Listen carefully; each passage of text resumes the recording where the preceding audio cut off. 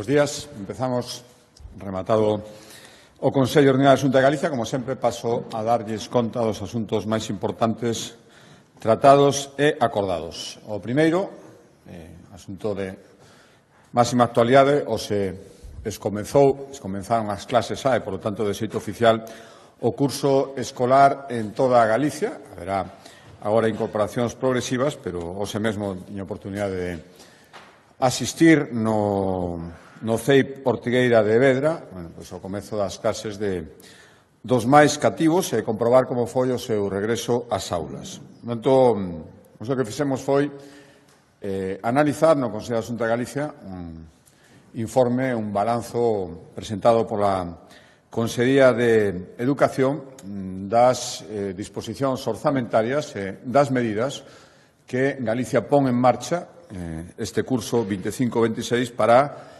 seguir garantindo algo no que fomos pioneiros no seu momento, que é a gratuidade que permite que en Galicia, na nosa comunidade autónoma, un neno e unha nena estude totalmente de balde, dende a escola infantil, desde que se empezaron por primeira vez, ata a universidade, ata que obteñen un grao na universidade.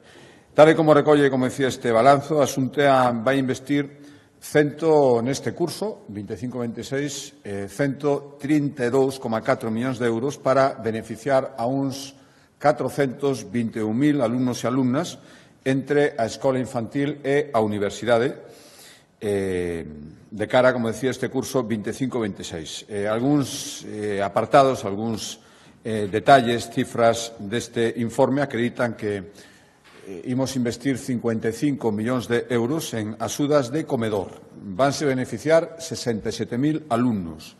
Deles, 46.000 son usuarios dos comedores que organiza directamente a Xunta de Galicia. Isto quere decir que 7 de cada 10 alumnos, estos 67.000, van a empregar este servicio ou ben de balde, non pagando absolutamente nada, ou pagando €1 o día polo menú. E, despois, habería 21.000 alumnos que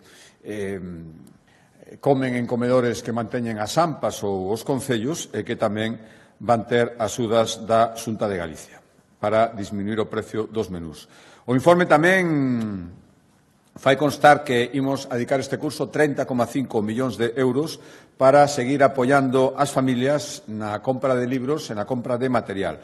Axudas directas, fondos de préstamo ou, dende este curso, entrou en vigor xa a desgravación fiscal pola compra de material escolar e a previsión é apoiar a 322.000 estudantes. Outros 38 millóns para apoios na etapa universitaria, dende a matrícula gratuita, esa entrou en vigor ano pasado, conselación de tasas universitarias para os que as paguen, conselación das tasas de mestrados e aportación de premios extraordinarios para recoñecer o esforzo académico, ademais de apoios para estadías no estranxeiro e axudas específicas. O apoio, os premios para recoñecer o esforzo académico e estadía no estranxeiro serían 4 millóns de euros e, por último, axudas específicas para os estudantes de formación profesional, algo máis de 2,3 millóns de euros. Por lo tanto, en total, como decía, 132,4 millóns de euros para apoiar o esforzo que fan as familias ou os estudantes, garantindo, sobre todo, esa medida de ter educación absolutamente gratuita dende o primeiro ano de escolarización ata o remate da universidade. Cambiando de asunto, a proposta da Consellería de Planificación de Infraestructuras e Vivenda, na súa primeira competencia en infraestructuras, hoxe acordamos asinar un convenio co Concello de Ordes para facer obras de mellora e de humanización do campo da Feira, no lugar de Mesón do Vento. Un punto neurálxico da vila, ali celébrase o mercado deste Concello, e investimento van ser 950.000 euros, dos que a Xunta vai a chegar o 60% e o 40% restante o Concello para renovar o firme, limpeza dos muros que están ali, instalación de bancos de cantaría ou mellora dos itinerarios pionís que conducen hacia este punto neurálxico.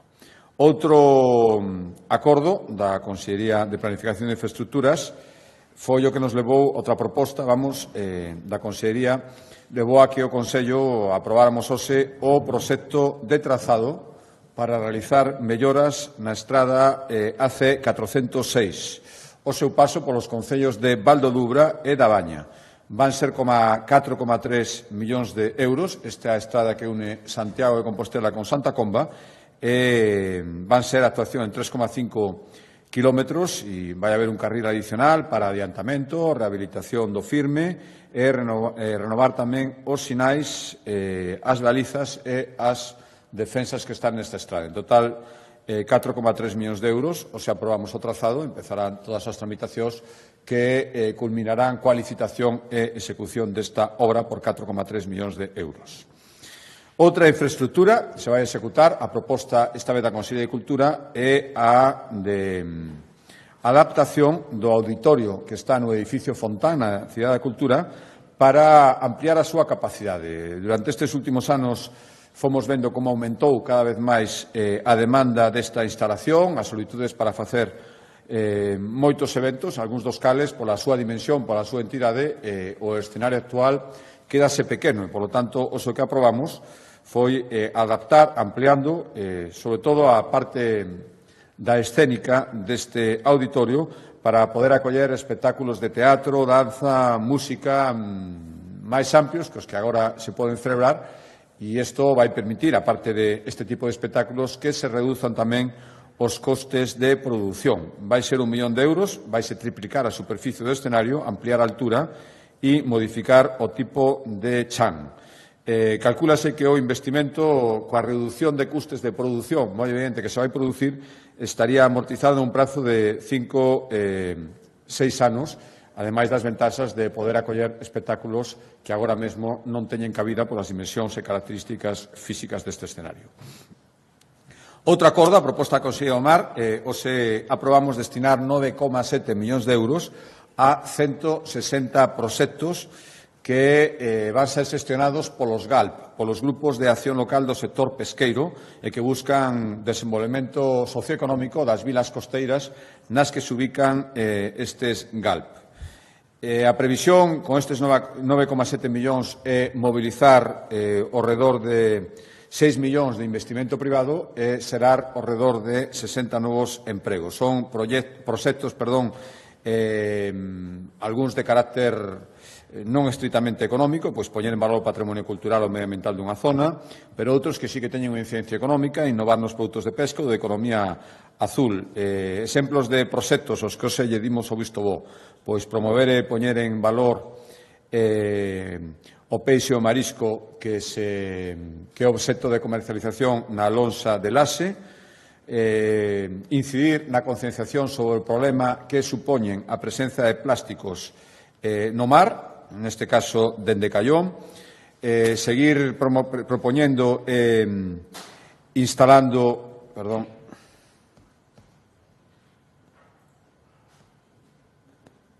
seguir propoñendo e instalando melloras de seguridade para a descarga do mesilón na illa de Arousa ou iniciativas para seguir promovendo actividades náuticas e deportivas na costa e toda a incidencia que ten no turismo náutico.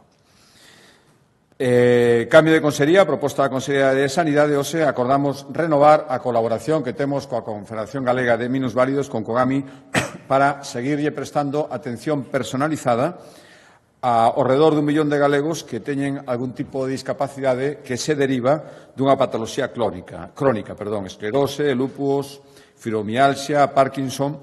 Son 164.000 euros para proporcionarlle a estes casi 1.000 persoas servizos especializados no seu domicilio, no seu posto de traballo, os que estean traballando, ou en centros asistenciais.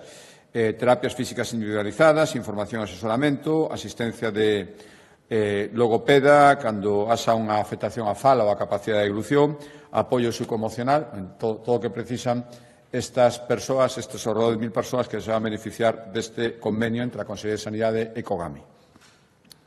E outro acordo dirixido ao sector da discapacidade, neste caso discapacidade intelectual, foi o que nos levou a proposta da Consellería de Política Social a aprobar renovar a colaboración incrementando a nun 10% que a Xunta de Galicia ten coa entidade Special Olympics Galicia, que busca promover actividades de lecer deportivas para persoas con discapacidade intelectual. 216.000 euros, 2.000 persoas beneficiadas que van poder facer deporte adaptado, actividades culturais e de ocio a través da entidade Special Olympics Galicia.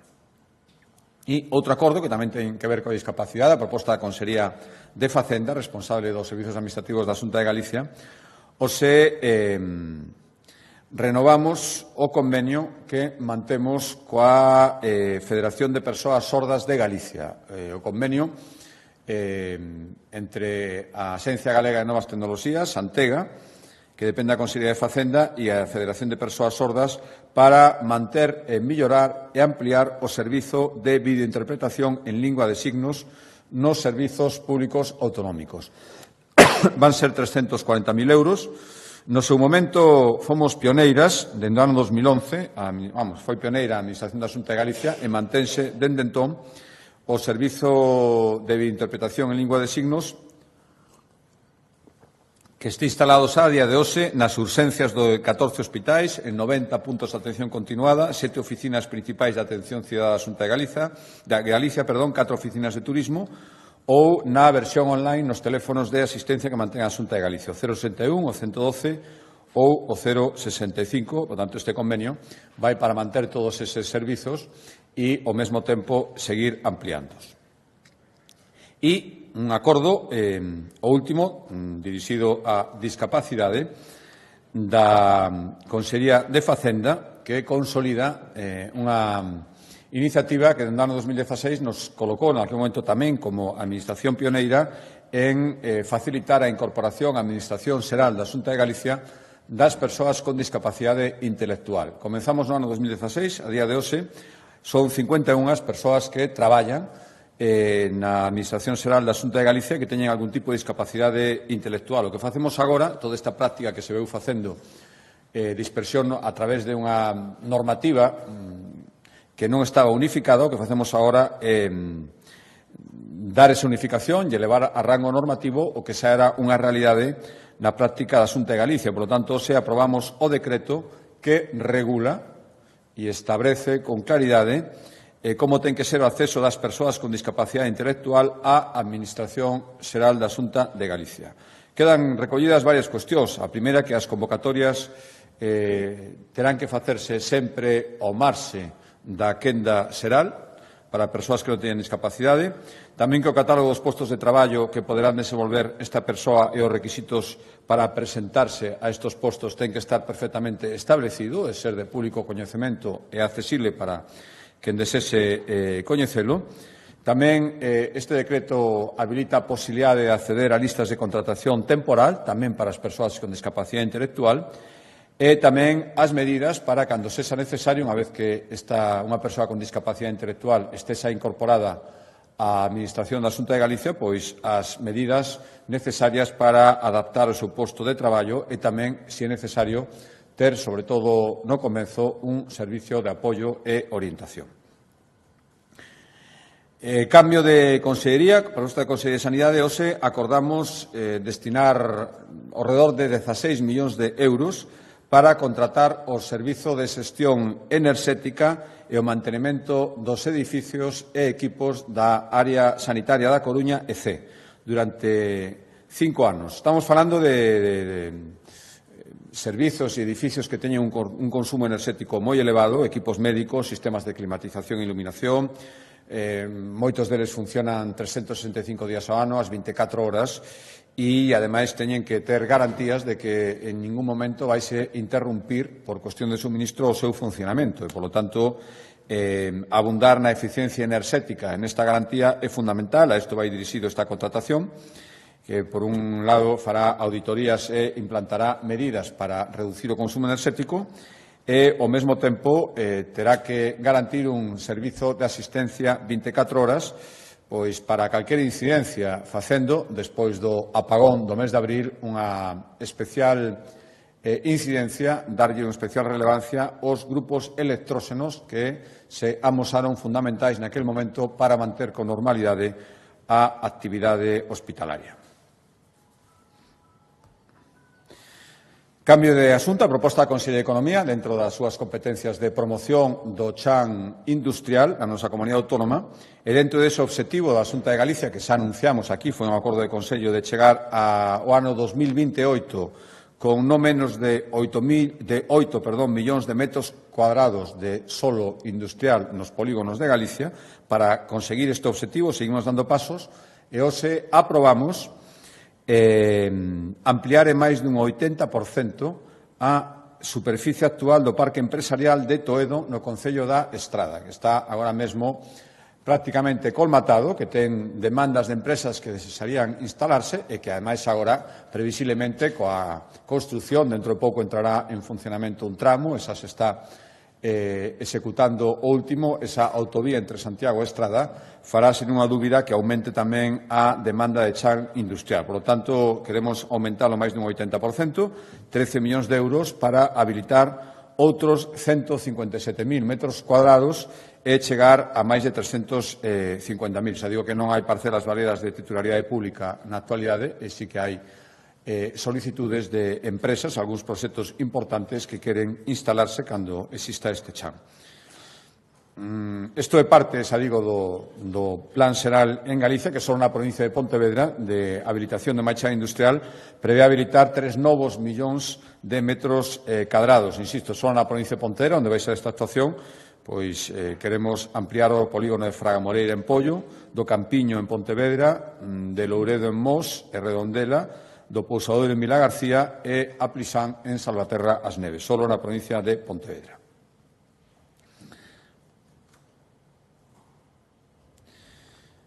A proposta da Consellería de Vivenda seguimos cumprindo, como prácticamente todos os consellos, seguimos tomando acordos para cumprir ese objetivo de duplicar o parque público de vivendas, ou ben promovendas directamente na Xunta de Galicia ou chegando a acordos con concellos. Tamén facemos a promoción directa dende a Xunta, pero sobre parcelas que nos ceden os concellos. Xa temos colaboración con moitos concellos ao longo de toda Galicia, e hoxe traemos un novo acordo neste senso, que aceptar a cesión dunha parcela que fai o Concello de San Circuado das Viñas en Ourense para construir 12 vivendas de promoción pública na rúa Falcón. O investimento vai ser de 2,3 millóns de euros e hoxe mesmo, como vimos facendo habitualmente, simultaneamos esta aceptación da cesión coa licitación xa da redacción do proxecto para que estea canto antes e poder licitar a execución das vivendas. Hoxe tamén tomamos ese acordo, 95.400 euros para redactar o proxecto destas 12 vivendas.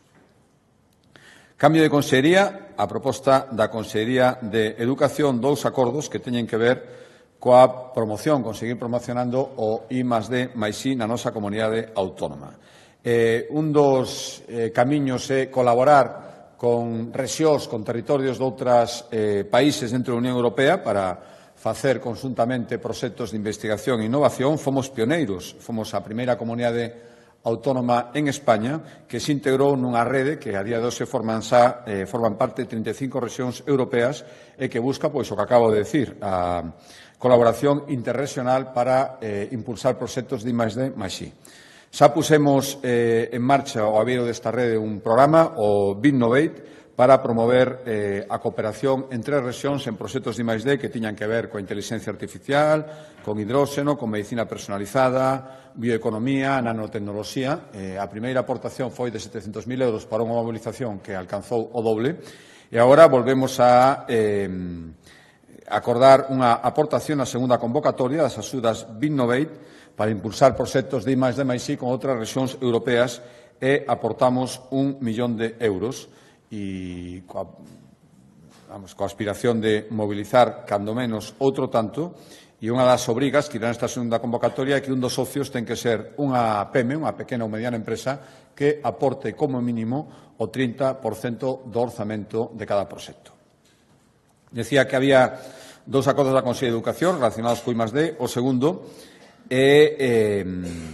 ten que ver co apoio aos investigadores que están desenvolvendo o seu traballo en Galicia para reter ese talento que aquí temos e que siga cumprindo o seu labor, facendo os seus proxectos na nosa comunidade autónoma. Hoxe o que acordamos foi convocar as chamadas becas axudas oportunius, que van beneficiar a 5 científicos galegos que quedaron finalistas nas achegas do Consello Europeo de Investigación, as chamadas ERC, que son as máis prestixiosas do continente, é dicir, quedaron a piques por moi pouco, pero non poderon acceder a estas becas e, polo tanto, non poderon acceder as axudas económicas ou financiamento que se derivan das ERC. Pois o que facemos é destinar 250.000 euros, 50.000 a cada un dos investigadores, para que poidan seguir reforzando os seus proxectos e poidan volver a presentarse estas becas ERC en canto se xan convocadas. Son 4 investigadores da USC e un da UDC, da Universidade da Coruña, que traballan na fabricación de medicamentos, na química molecular, na física de altas enerxías e que con estas axudas contribuímos a que sigan desenvolvendo, como decía antes, o seu traballo investigador aquí na nosa comunidade autónoma nas universidades galegas. E último acordo, que explicará máis polo miúdo a conselleira, ten que ver cunha aposta que Galicia leva facendo moito tempo e que agora volve a cobrar moitísima actualidade, que ten todo o que ten que ver coa loita contra o cambio climático e a adopción de medidas nese senso. Somos, a día de hoxe, a comunidade autónoma en España na que máis baixaron as emisións netas de CO2, contados dende o ano 1990, a un ritmo 5 veces maior que o que está facendo no conxunto de España, como está baixando no conxunto de España, pero aquí baixa a un ritmo 5 veces maior. Queremos que calquera contrato, calquera plan, calquera política que poña en marcha a Xunta de Galicia ou na que participa a Xunta de Galicia teña en conta a perspectiva climática e por eso hoxe aprobamos o proxecto de lei do clima, que ten varios obxectivos que o explicará a consellería, pero o principal é garantir, poñer todos os medios para que Galicia acade a neutralidade climática no ano 2040, é dicir, 10 anos antes do obxectivo do límite que marca a Unión Europea. A neutralidade climática, que, como saben, é o equilibrio entre emisións de gases de efecto invernadoiro e capacidade de absorción deses gases e que, ao final, o balance sea un balance neto de cero, un equilibrio, igualdade entre o que se emite e o que se absorbe. Para ello vai haber varias medidas, explicará máis a conselleira, pero primeiro establecer que calquera plan que teña que someterse a avaliación ambiental inclúa un estudio sobre os efectos que vai ter na contorna e das medidas para mitigalo e cumprir todas as garantías medioambientais. Tamén prevemos axudas para promover refuxios climáticos dentro de Galicia. Tamén introdución como un criterio máis estable de criterios verdes na contratación pública ou establecer incentivos fiscais para que o sector privado tamén se apunte estimular todo o que é contribuir a mitigar as emisións na actividade que fan e noutras. Pero para explicarlo máis polo miúdo, dou a palabra a conselleira.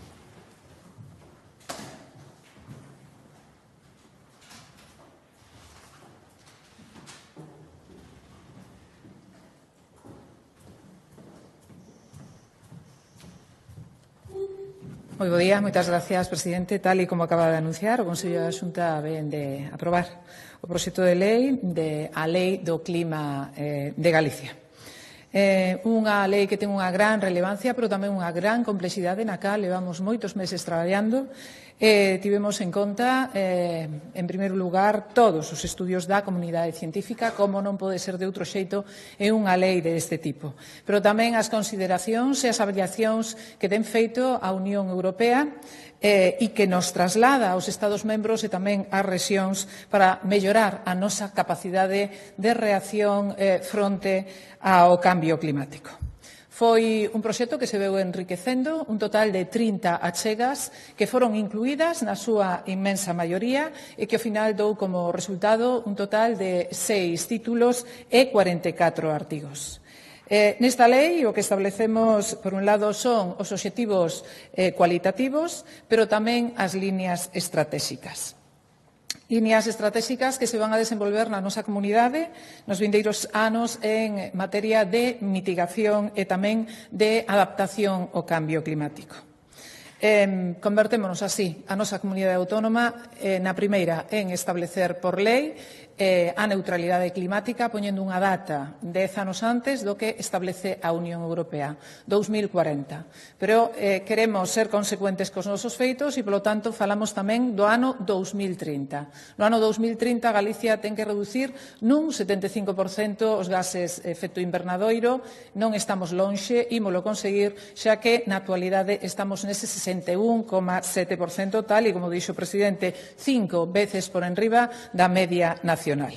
Polo tanto, Galicia sitúa o clima nun eixo transversal das políticas galegas, porque o clima é calidade de vida, o clima é benestar e o clima é saúde. E inflúe directamente tamén na nosa economía, no presente, pero tamén no futuro. Por lo tanto, Galicia quere estar á vanguarda a nivel europeo como rexión que dá todas as garantías na procura de unha transición ecolóxica que, en todo caso, ha de ser xusta, sostible, pero tamén ten que ser xeradora de emprego verde.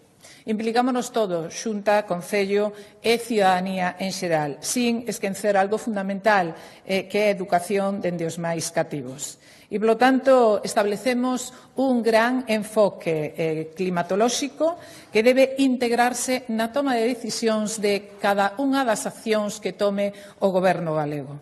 Falamos de áreas como pode ser a xestión dos recursos hídricos, a xestión dos residuos, a saúde, o transporte, a industria.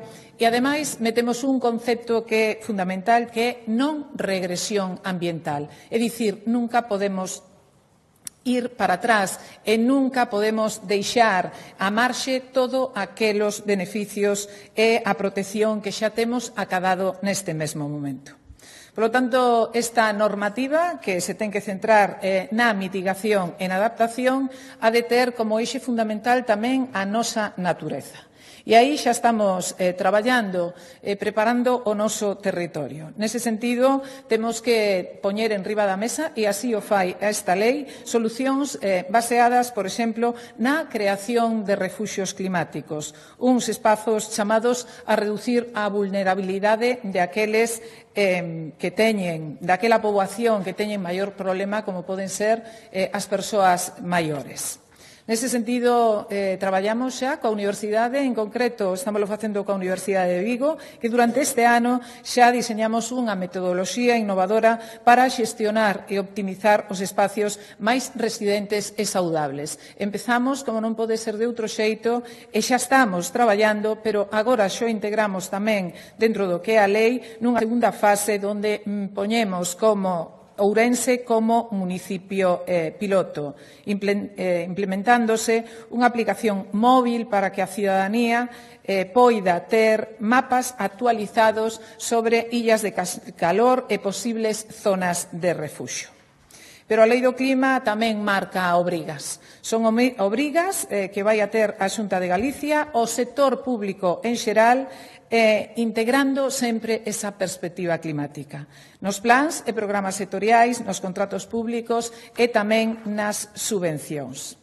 Por unha banda, os instrumentos de planificación sectorial, cuya incidencia sexa especial no territorio, deberán ter proxeccións climáticas.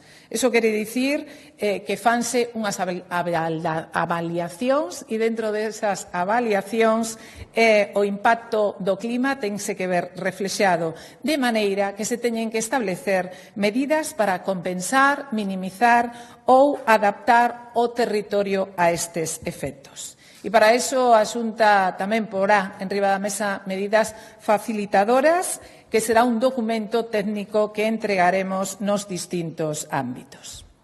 Hai 3 instrumentos nos cales nos fomos baseando ao longo destes últimos anos. Un fundamental, que é a Estrategia Galega polo Clima, a cal lle damos un novo pulo. O Plan Rexional Integrado de Acción Climática, que son instrumentos quinquenais, donde temos que dar resposta sobre o que fixemos e marcar a folla de ruta, e outro que os plans de acción climática. E aquí, por lei, fíxase que os concellos de máis de 20.000 habitantes han de ter plans de acción climática. Pero isto é un fenómeno global, o do cambio climático, e, polo tanto, ten que haber unha resposta que, en todo caso, ha de ser local. E, polo tanto, temos que avanzar. E iso supón que a Comisión Interdepartamental se regula por lei, xa existía, pero ahora pasa a estar regulada por lei, e regúlanse tamén dúas figuras de cooperación, como é a Rede Local polo Clima e a Alianza Galega polo Clima. E para reforzar estes órganos, créanse novas ferramentas de participación, o Portal de Acción Climática e o Foro de Acción Climática. Créase tamén a Oficina de Cambio Climático de Galicia. E xa nos centramos noutro eido, como pode ser a fiscalidade e as cláusulas climáticas nos contratos públicos. E así, Galicia, por primeira vez, quere dar exemplo para o resto tamén das rexións, e o que facemos é regular a contratación pública verde.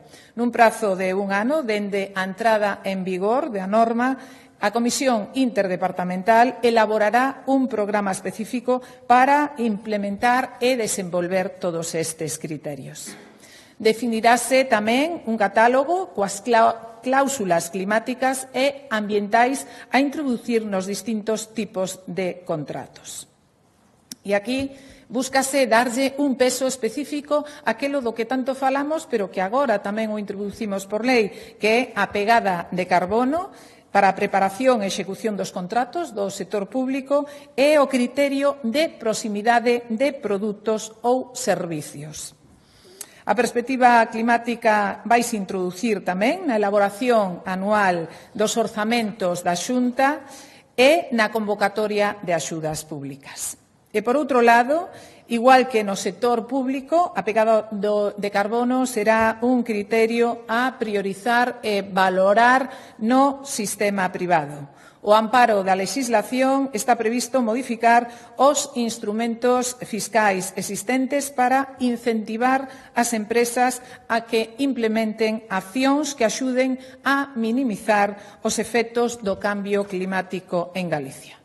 Neste sentido, a Lei do Clima busca fomentar o impulso de proxectos e actividades que aumenten a absorción de CO2 e se reduzan as emisións mediante a posta en marcha do sistema de voluntariado de créditos de carbono da Xunta, que xa lles avanzo que será aprobado por decreto nas vindeiras semanas. Pero todo isto non o poderíamos facer de non ter un servicio único que é o de Meteogalicia. A partir dos estudios dos últimos anos, e vendo que dende os anos 60, década tras década, se incrementa a temperatura en Galicia en 0,2 grados, no resto de España faino en 0,25 grados, tiñamos que reforzar o noso sistema. Por lo tanto, reforzamos as redes de observación e control de calidade do aire e, por outra banda, xestionamos tamén estes servicios para que, ao final, sexamos capaces de anticiparnos tanto ás vagas de calor como ás inundacións. Polo tanto, regúlanse as prospeccións climáticas específicas para Galicia e vanse revisar periódicamente. Non podemos esquecernos de algo fundamental, que é dar a formación necesaria e, polo tanto, o que imos facer é integrar a perspectiva climática en todos os niveis do sistema educativo, dando tamén un impulso en Galicia ás áreas relacionadas co clima e co adaptación de medidas para os seus efectos.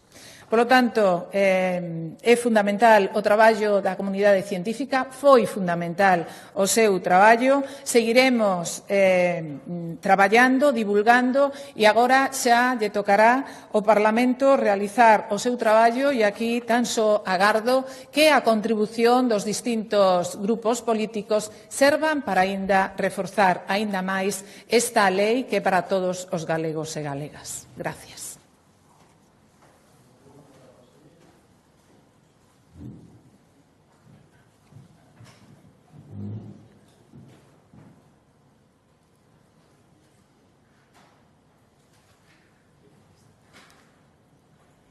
Bos días, conselleira.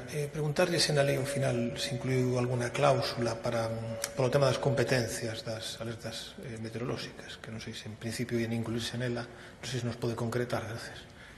Bueno, pois efectivamente, esta lei o que fai é regular, tal e como viñamos avanzando, pois temos a experiencia na lei de xestión e ordenación da costa, para anticiparnos e para traballar o que debemos de ter son as competencias. Aquí regulamos o que entendemos que é noso e a partir de aí, cando este aprobada e como debe ser a lóxica, e así avanzou o presidente no seu día, pois pediremos, non, que se nos traspasen pois o persoal relacionado con a EMET.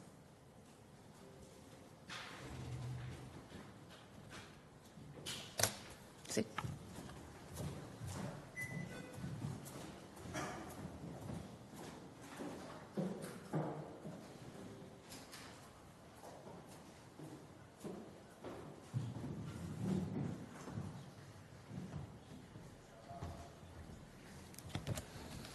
Bos días, presidente. O secretario de Estado de Medio Ambiente recrimináballe a vostede a Xunta que se minimizase a superficie ardida ou a tipoloxía do cardeu, di que non é bo frivolizar co tema dos incendios. E, por outra banda, quería preguntarlle tamén se as cifras que deu a vicepresidenta Gesen de 143.000 hectáreas calcinadas, si a Xunta ten tamén ese dato e pode confirmarlo. Gracias.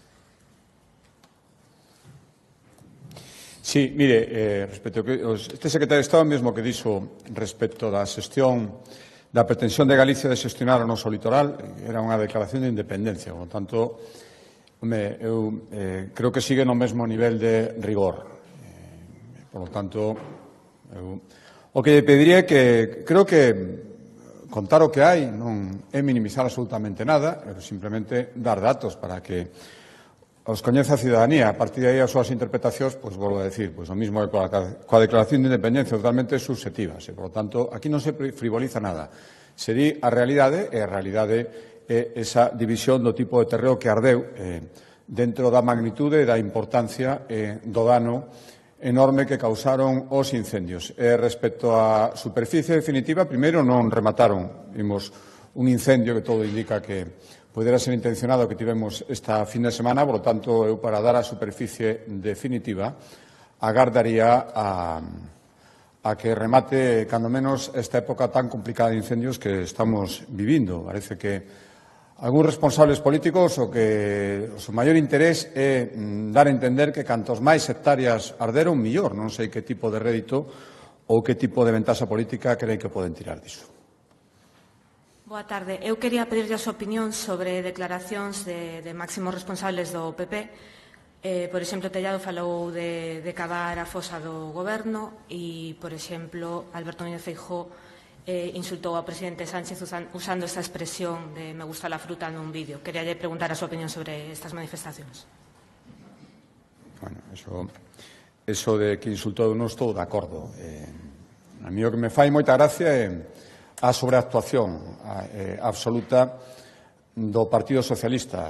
Vese ben as claras que están buscando calquera oportunidade para, supoño que para intentar mobilizar o que supoñen que é o seu electorado, por lo tanto, o que están vendo é que está claramente desmobilizado e non me estrana. Segundo, para sobreactuar e non falar de outros temas que si se fala deles saben que lles fan moitísimo máis dano. E creo que isto é o que pasou. Bueno, sabimos outra vez. Se a única alternativa, o único recurso que ten agora mesmo o Partido Socialista tachar de franquista o Partido Popular, primeiro, iso só leva facendo moitísimo tempo, a xente non é parva, eles parecen pensar que sí, e segundo, que demostran é unha situación de inquietude respecto ás expectativas electorais aínda máis grande da que se evidencia en cada manifestación que fan. Bos días, presidente. Sobre os incendios, quería preguntarlle se se plantea a creación dun organismo que aglutine toda a política forestal. Falouse estes días da posibilidade de crear un ente que non sei se é unha consellería, que é algún tipo de organismo novo que aglutine tanto a extinción como o mantemento do monte, a xestión forestal en xeral. E logo, quería preguntarle tamén se pensa que se poden resucitar ou volver a empregar as recomendacións que fixo o Parlamento, creo que foi no 2017, sobre os lumes. Gracias. Sí, a primeira, mire, non descarto facer cambios na estrutura que leva a xestión dos recursos forestais e, por lo tanto, tamén dos lumes forestais, pero isto requiere un análise sosegado.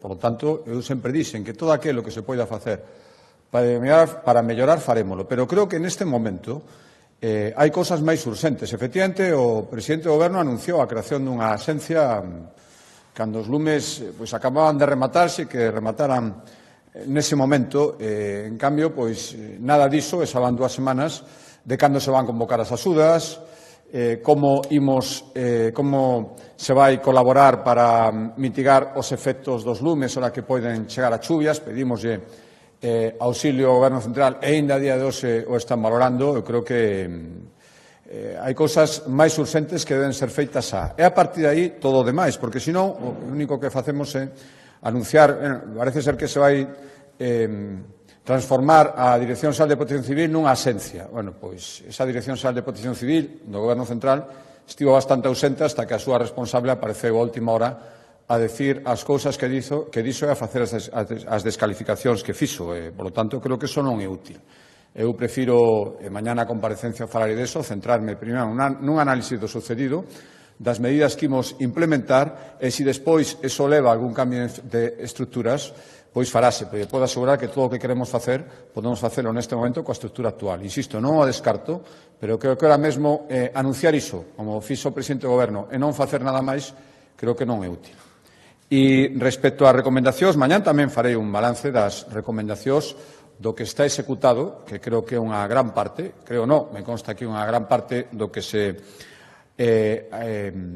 estableceron nesas recomendacións, nese dictamen do ano 2017, e o que queda pendente é como imos encarar e o que consideramos vixente. Por lo tanto, claro que hai moitas desas recomendacións que siguen sendo válidas, tanto que xa están en execución, e outras que haberá que reactualizar frente aos novos tempos e frente aos lumes que tivemos no ano 22, especialmente neste ano 25.